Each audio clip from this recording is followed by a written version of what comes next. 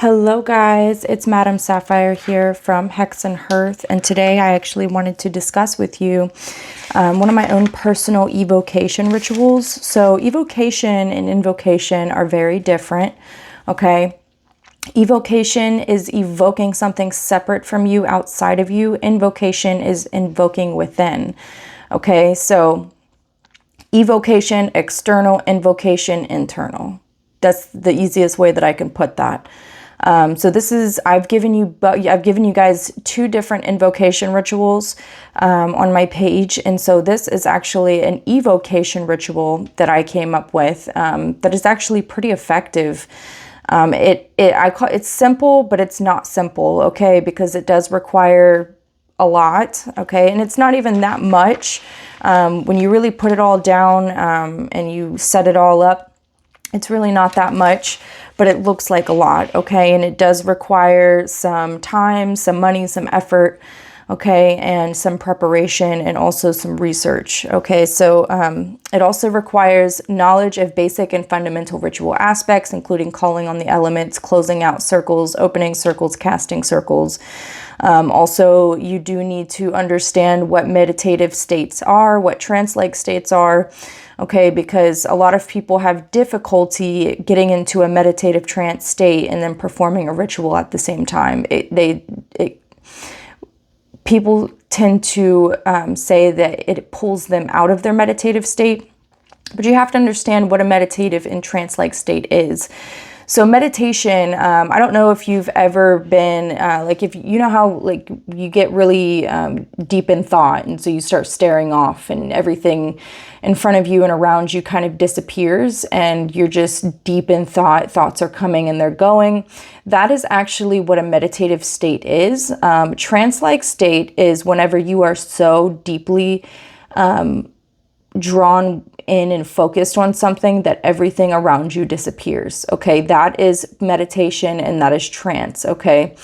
That's just my personal opinion. It could be different for other people. Some people genuinely can empty their minds completely, and that's awesome. But for myself, I have ADHD, and I find it very difficult to do that. And also, I have received many downloads whenever I have gotten to that meditative state. That's when I actually receive downloads and information that comes from outside of myself. So that is why I truly believe that that is what a meditative and trance-like state is. And so it is actually, when you get the hang of that, whenever you're able to kind of do that on demand, it is actually not hard at all to perform a ritual while being in a meditative or trance-like state, because you understand what those states are, right? So moving on, this is not most evocation rituals are Solomonic, and you are commanding, binding, and coercive. This is not commanding, this is not binding or coercive. It's more of an invitation, but also not being too humble about it, okay? We're not beneath these beings, okay? We're not approaching with utter humility, okay? We're approaching boldly, assertively, and as equals. So you have to remember that. You're not above them and you're not beneath them, okay? You're an equal to them. So the things that you're gonna need, okay? You're gonna need wormwood herb loose. You could also, if you happen to come across it, wormwood incense, cone, or stick. But loose is typically, you'll find wormwood herbs anywhere at any magical shop, metaphysical shop, and it's very easy to come across. So in order to use this wormwood loose herb, you're also going to need a censer or a loose incense bowl, something specifically to burn loose incense. You're gonna need a charcoal disc, salt, tongs, and a torch lighter, okay? You're going to need mugwort, okay? You can do loose mugwort, you can do mugwort incense, and essentially you're going to be either ingesting the mugwort or you're going to be like breathing in the mugwort smoke, because mugwort specifically is used for communication with the other world. And that's the, like, you can do your own research on the uses and the magical correspondences of mugwort, but specifically it is for communication in this aspect. Wormwood is for opening the veil, so that we can commune with these entities much easier versus without. You're also going to need rue oil. I have a store near me that sells rue oil, but if you cannot come across rue oil, you can also use rue tea to anoint the body. So you're going to be bathing before you do any of this work. So rue tea is important, you don't want to have loose herb just floating around in the tea. You want to strain the herb so that you're not, like, the bathtub isn't sucking down a whole bunch of herbs and getting clogged.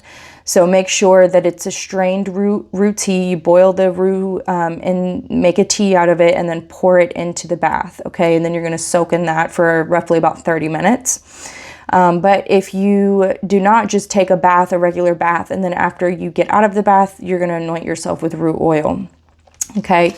You're going to need a black candle, and this is going to be dressed and fixed with wormwood, and also you're going to need either black arts oil, which is a hoodoo oil, or another spirit communication oil. You could also use wormwood oil, but whatever spirit communication oil you feel fits you, you can use that.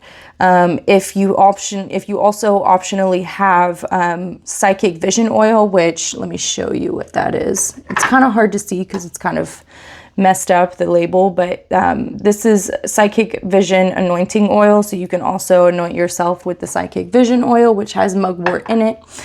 But either way, you're still going to need these items. Okay, you're going to need a yellow candle, a green candle, a blue candle, a red candle. Try to get reusable candles. In other words, candles that you specifically use for evocation rituals. So like pillar candles like this.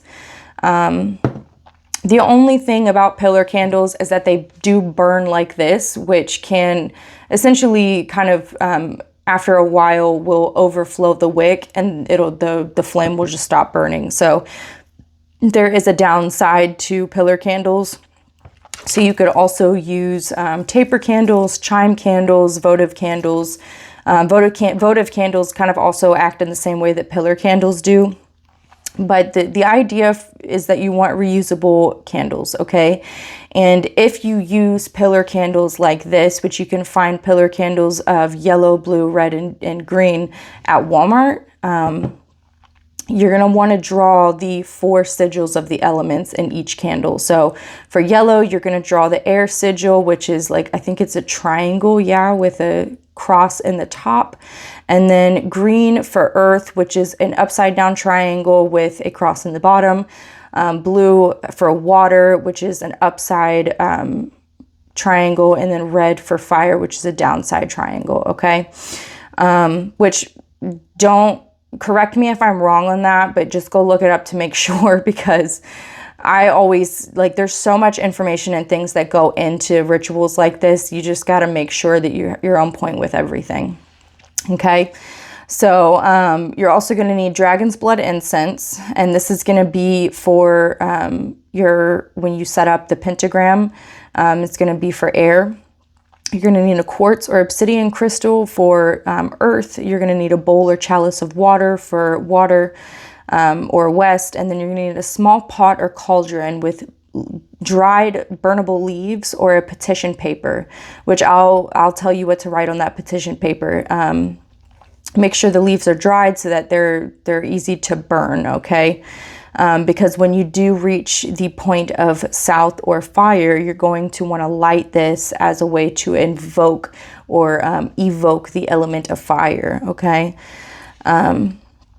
Again, I already mentioned the censer, the charcoal disc, all of that, the oil. You're also going to need, now, for people who are beginners, it's actually a lot easier for you guys to use like chalk stick or rice or flour or salt to draw your pentagram circle out. But this is a large pentagram, okay? So be wary that there's going to, if you do, you might want to use a chalk stick, which I wouldn't recommend using chalk on your hardwood floors. I wouldn't even recommend doing this inside. I would recommend doing this outside somewhere where there's a place that you can draw either a finger in the dirt, draw your pentagram out, or draw on some cement outside somewhere.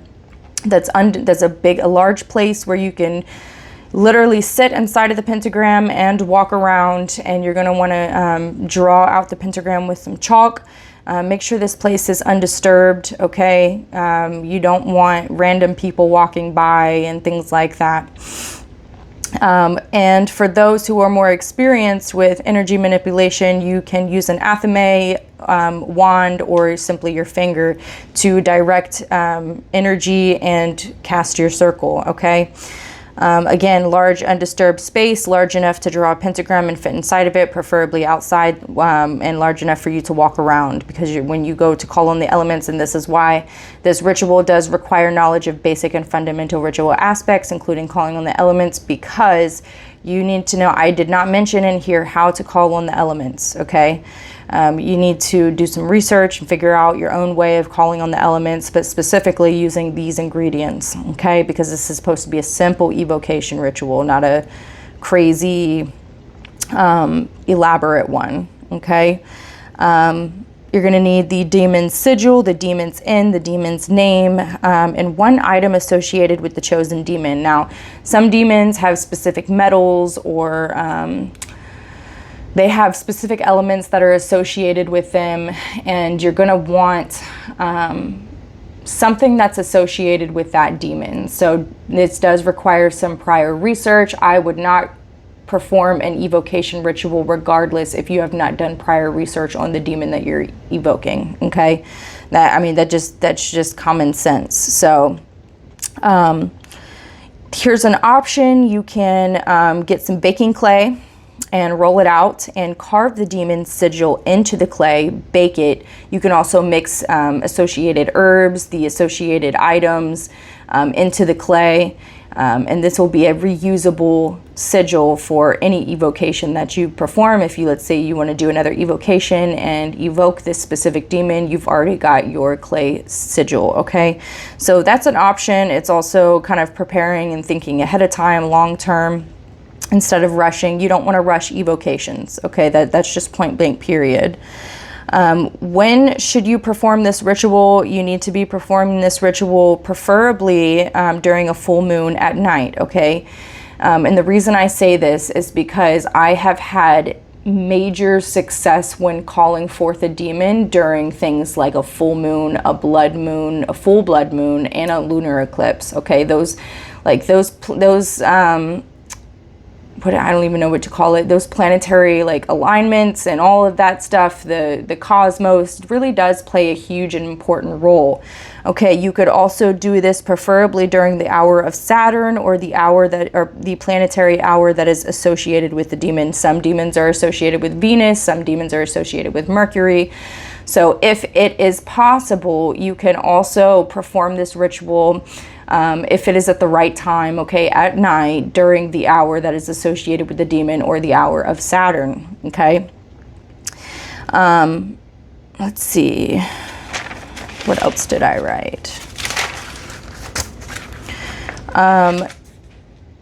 Prior research. Yeah, prior research and preparation is highly recommended. I would not do every invocation ritual without prior research, okay? You could also use a compass, but it's not guaranteed, as the pentagram is not kind of set up in the way that a compass is. The compass is set up as a cross, whereas the pentagram is set up in 5 points. So you've got spirit point, water point, fire point, earth point, east point, air point, in other words.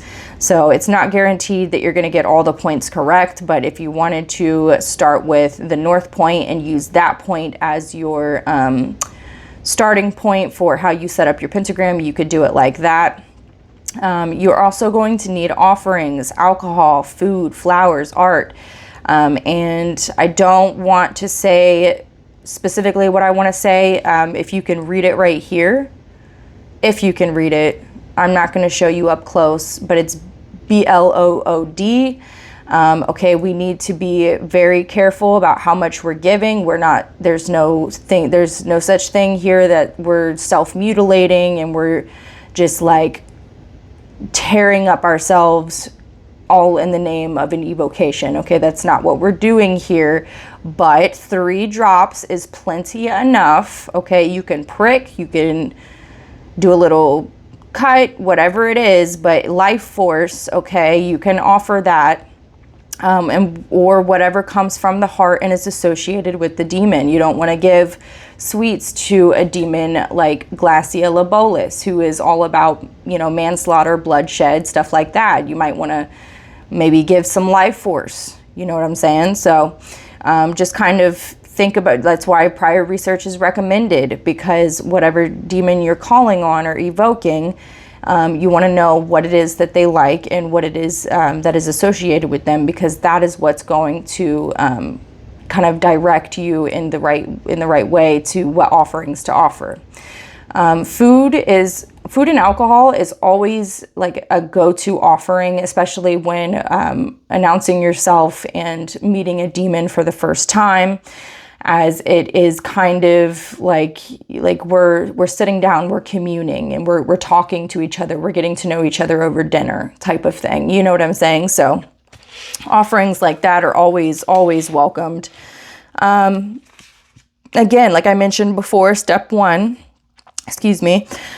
bathe. Okay, you can bathe in the rue tea or just bathe in general. I would recommend taking a bath, okay? So, but if you are not able to take a bath, a shower is perfectly fine. Let's say that you don't have rue oil and you're using rue tea, but you don't have a bath and you only have a shower. What you do in this specific scenario is make sure you have plenty of rue to cover your body, okay? You're going to pour some rue on a paper towel, enough that it's very, very wet and damp. And you're going to take the cup or whatever you're using, specifically a pitcher would be nice, and you're going to pour it over your head, okay? And then take the paper towel and you're going to dab yourself all over with the rue tea. Excuse me, I didn't mean to do that. I don't know if you heard that, but I brushed my hand up against my microphone, so it may have been loud. This is preparing your body. This is also offering you protection. Rue is an herb of serious protection. It's also used for exorcisms and things like that. So your body is protected from things like possession. Not that that should be something you should be fearing, but we never know, okay? Protection is the first thing that you learn when you are practicing any sort of witchcraft. Anything that you do, protection is the number one thing you learn. And rue is very protective, and anointing yourself with it will be very helpful to as a natural way of protecting yourself, okay? And that's not disrespectful, that's just smart, if you ask me. So that should be respected. Prepare the area that you're about to do your ritual in by setting up your pentagram, okay? Must be big enough, like I said, for you to fit inside and walk around. You're going to place your yellow candle and the dragon's blood incense at the east point of the pentagram for air. Place the green candle and the crystal at the north point of the pentagram for earth.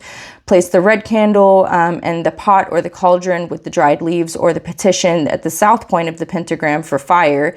If you're using paper petition to burn, you're going to write this, okay? And I did write it in Latin, okay? I just feel like Latin's very powerful. I don't know if you can read this really well. I don't know if you can read my handwriting, but you're going to write Elementum ignis et spiritus ignis invoco. Advenite per flammam. I'm not exactly experienced in Latin, so this is why it's better written for me. Et voluntatem vos in hunc locum voco adeste nunc mihi est, or mihi et hoc opus whatever, you know what I'm saying.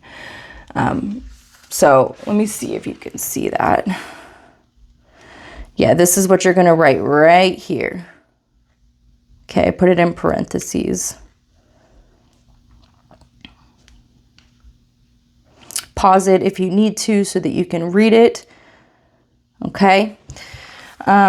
Then you're going to place your blue candle and your bowl or chalice of water at the west side of the pentagram for water. Place dressed and fixed black candle, demon sigil, and censer or incense bowl at the spirit's point of the pentagram, okay? To dress your black candle, you must anoint it with the chosen oil of either wormwood oil, black arts oil, or your spirit communication oil, and roll it in wormwood, okay? So pretty much taking a paper towel, putting some wormwood on there, and rolling the anointed candle in that. And it should stick, and it should be dressed, fixed, and blessed, and ready to go. Okay, make sure you snip your wick halfway, okay? You may mix loose wormwood with loose mugwort or make a wormwood tea to drink, okay? Specifically in this scenario, I would actually prefer to recommend that you ingest mugwort, okay? But it's not always ideal or safe for everybody, okay? You don't want to wing it. You want to make sure that what you're doing is safe and for yourself, and that you're not going to have allergic reactions. You're not going to have reactions at all. And you want to make sure that what you're ingesting is not too much, because mugwort is not necessarily clean. It is, I believe, a toxic plant, but it's not toxic in a way like belladonna is, okay? It's not gonna like off you, okay? But you do want to make sure that what you're ingesting is a clean minimum level, okay? You don't want to be like out here tripping and psychoactive and all that stuff like that. But it is meant for, the reason I say ingesting, whether that's drinking a tea, whether that's smoking it, or whether that's wafting the smoke in front of your eyes and breathing it in. Okay, it's supposed to help you open up. It's supposed to help you open up your third eye. It's supposed to open you up to spirit communication. Okay, so that is why I recommend a tea or smoking it. But again, do what is comfortable to you. Nevertheless, prepare plenty of the herbs for burning, including your charcoal disc, tongs, torch, and lighter. Or torch lighter, okay? So make sure you have plenty of wormwood and mugwort, okay? Specifically wormwood to burn, because loose incense burns very quickly. So you're going to want plenty of wormwood to burn, because it needs to be lasting the entire duration, okay? Because it opens up the veil. So keep it lit, keep it going. Okay, step 2, and this is where I do not mention how to call forth the elements. You'll begin your ritual of evocation by getting into a meditative trance state, which I explained to you at the beginning of the video. If you're drinking a mugwort tea, drink it now, because it's going to take time for it to kick in. After you have called forth, or you could go ahead and smoke the mugwort now, but if you wanted to wait until after you've called forth the elements, you can do so and then smoke. Open and cast and call forth the elements, starting at the west point, moving clockwise to spirit point. Spirit point should be the last point you reach.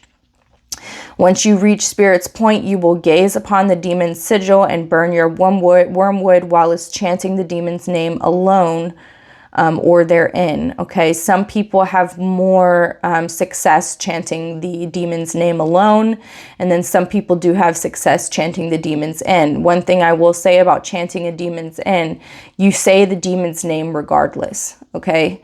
Whatever demon's end you are using, you will say their name in the end every single time you chant it. So it's technically you're chanting the demon's name while it's chanting their end. So before you chant, however, I meant to write this before, but I ended up writing this after. Before chanting, pray this prayer, okay? And let me see if you can see it. You're going to pray this specific prayer right here. O mighty Satan, by your grace grant me, I pray thee, the power to conceive in my mind and to execute that which I desire to do, the end which I would attain by thy help, O mighty Satan. You whom rejected the false god, and you whom blazed your own trail. I entreat thee to inspire, demon's name, to manifest before me, that he or she may give me true and faithful answers, so that I may accomplish my desired end. Now, this is where you need to be very particular about what you're saying. You don't have to say this, but I would recommend saying this because you're working with demonic entities, okay? Let's remember that. Let's not dabble between Christianity or Catholicism and demonic work. Let's not do that, okay? I renounce the false god forevermore. This I respectfully and humbly ask in your name, mighty Satan. May you deem me worthy. Amen. Okay? Like I said, we're not dabbling because that's how you get caught up in bad situations. Okay, these are two separate egregores. You've got Christianity, Catholicism, and anything that follows the Creator God, and then you've got demonic work, which is a completely separate and opposite egregore. Okay, we're not coexisting together. We're not mingling together. We're not dabbling back and forth. You need to be very direct and intentional in the fact that you are working with demons. Okay, you need to respect the fact that they do not mix with Catholicism. They do not mix with Christianity, and you've got to respect that. Okay, there's a reason why exorcisms are performed, because they are opposite egregores, and those things are real. Okay, all right, let's see. All right, so at some point, whilst or after chanting, you can say this. You can say this during the middle of chanting, but you will be chanting for quite a minute, okay? So if you want to say this in the middle, or if you want to say this once you feel the presence and the shift and the atmosphere, you can say this. I say your name, call forth and evoke demon's name, okay? This is what we're reading right here. I, your name, call forth and evoke demon's name. Join me here and now. Come forward and make your presence known. Stand before,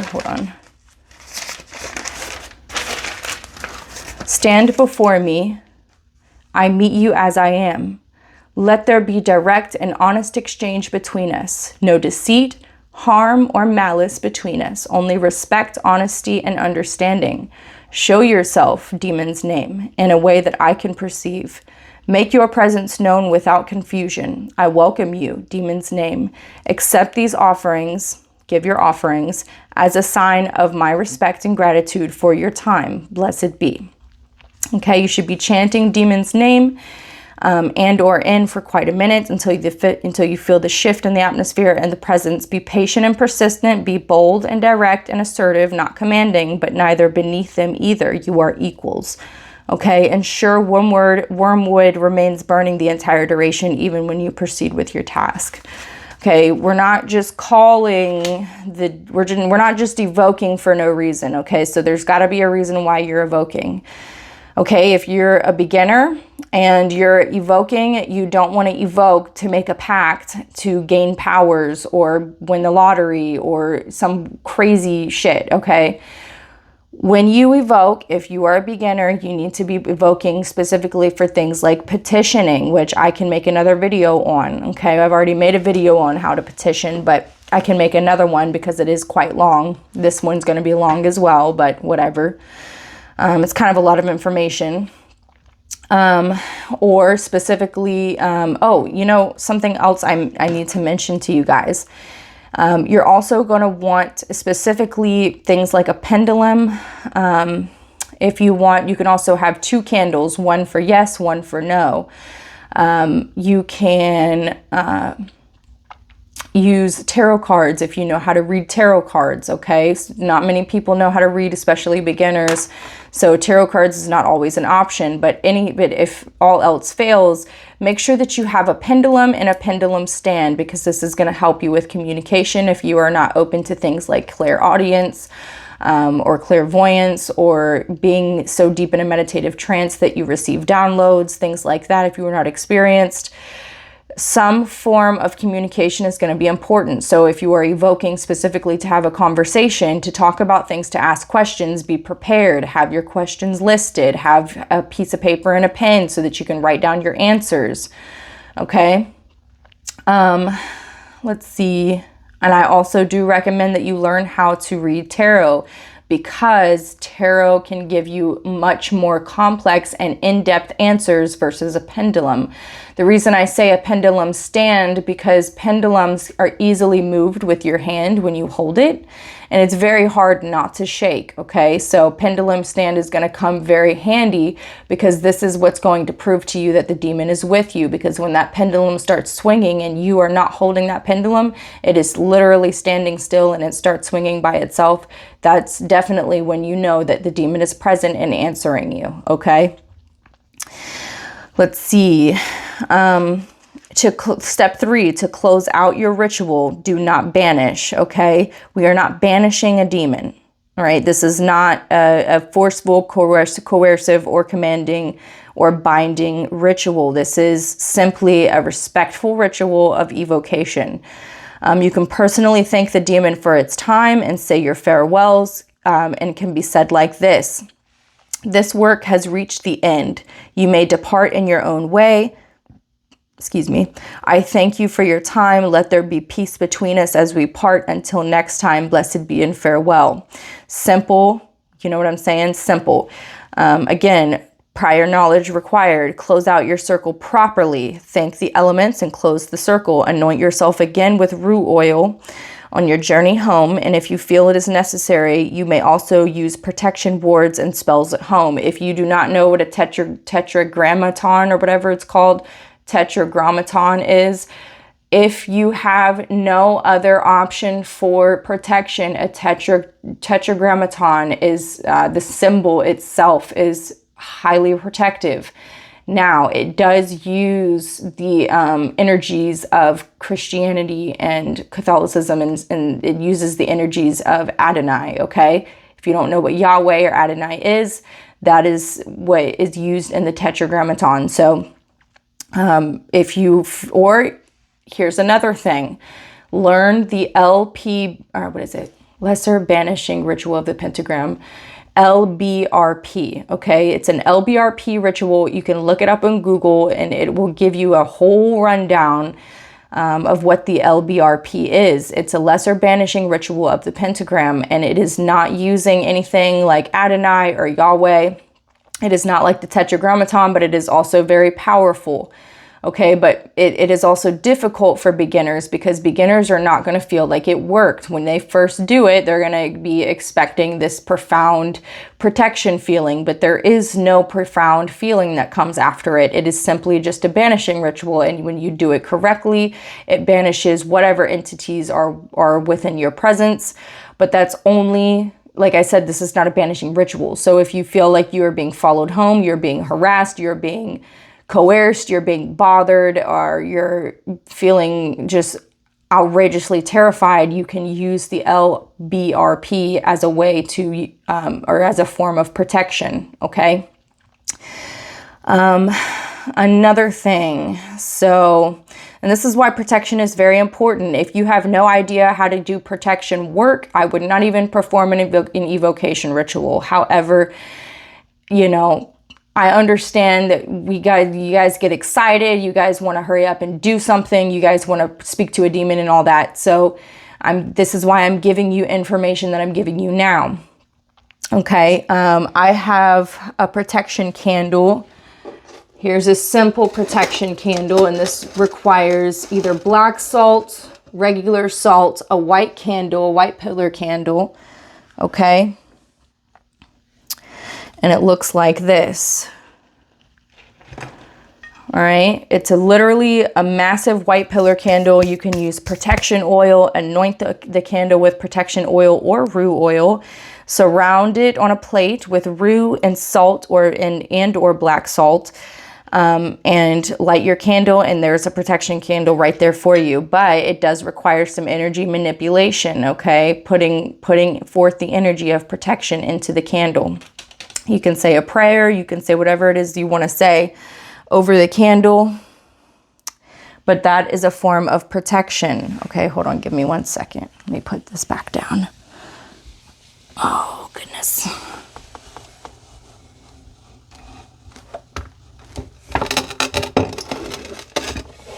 All right, sorry. All right, let's see. Protection wards. Like I said, the Tetragrammaton is a protection ward.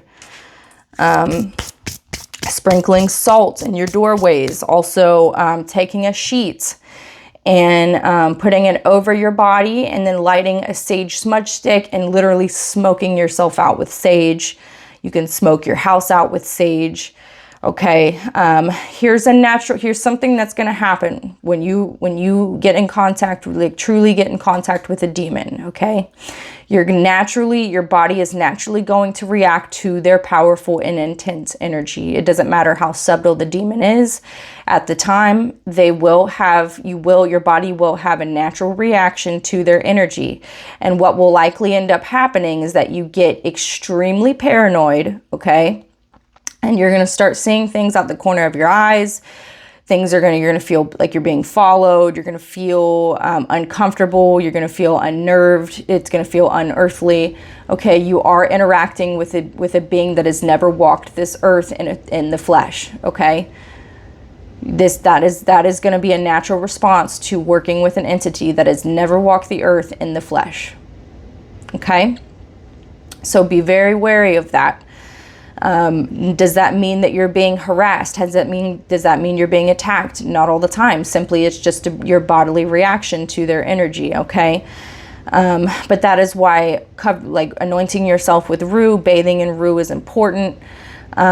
You can also afterwards drink a cleansing tea, specifically with cleansing herbs that are ingestible, obviously. And you can drink the tea and it will cleanse the inside of your body. And again, smudging your house and doing things like that will make sure that you're protected. Don't get caught up in the feeling of paranoia. Don't get caught up in all that stuff. Simply ground yourself, watch some TV, eat some food, do something that gets your mind off of it. Okay. Because the more you fear, the worse it's going to get, and it's going to start spiraling. Okay, that's very important not to get into the spiral. Okay, if you feel like you need to call somebody and talk to somebody, or you need to go and see a friend to calm down, please do so. Have it ready, be prepared for whatever happens. Okay, and that includes if your evocation ritual goes south and it turns bad. I did not give you anything in this video that can help you, but again, the LBRP ritual is good for banishing if things go south. Now, you need to be strong enough in your will and mentally to withstand, because the LBRP takes a little bit of time. Okay, it does require you to do some steps. But it does in fact work. I know this firsthand.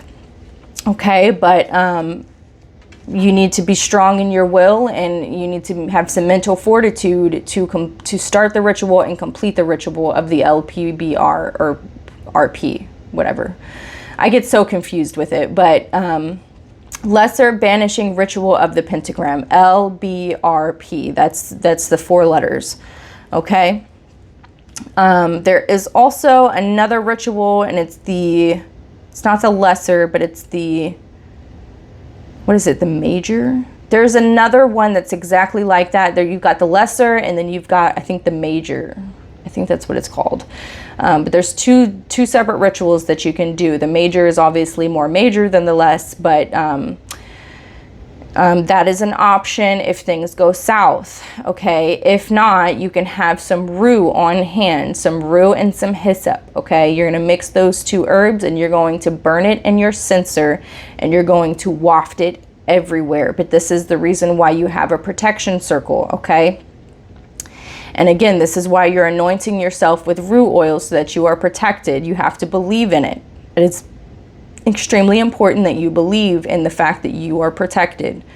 Okay, because if you start getting caught up in fear and you're like, oh, this doesn't work, what am I doing, this is crazy, it's just going to completely block out the power that is within you. Okay, so making sure that you don't get caught up in fear. If you are unable to complete these things without getting extremely paranoid and having a full-blown panic attack and all of that, you know, maybe you're not ready for an evocation. Okay, and that's just simple. That's just straightforward. that's honest. You maybe are not ready for an evocation. But like I said, these things might not even happen. You're not binding, you're not coercing, you're not forcing. So there's no reason why the demon should feel the need to attack you, okay? Now, when calling your first demon, would I call Glaciolabolus or Andrus? Absolutely not. These are demons of manslaughter and bloodshed and violence, okay? So these are not demons that you're going to want to contact for your first demon, okay? So, and I wouldn't even contact Beleth. I know Beleth is, whenever people make pacts and whatnot, they're like, oh, you got to use Beleth to make somebody specifically love you, or somebody specific love you. I would not contact Beleth for your first demon. I did that, and that demon in particular has given me some of the worst paranoia and fear responses out of all of the demons, including Andrus, okay? These demons, not all of them, like Salos is one of those ones that will sit there and have a whole like cute conversation with you, especially like Amducius. Okay, you can sense the different energies that come from these demons, okay? So I would not contact Beleth as your first demon. He's a very, very intense demon. Even Solomon said he is a terrifying king of hell, okay? He is absolutely terrifying. And that, I didn't even read that until later on, after I had already contacted him like several times. And I couldn't understand why the hell I was so like fearful when I contacted him. It was just a natural response to his energy. He is terrifying, okay? That's just natural. So, when it comes to invocation is, like I said, internal. It is a softer approach. It is also a lot simpler than this. And many times, it is usually for beginners to get the feel of things. But after a while, something that I have learned is that the method that you first start using when working with demons may not always work for you. It may end up not working after a while, okay? Which is why this is why leveling up and creating your own system and your own tradition and learning these things is very important, because as you progress, you will level up, and it will require you to open up some more and to expand your horizons and to learn different methods, okay? So, let's see if I covered everything. Okay.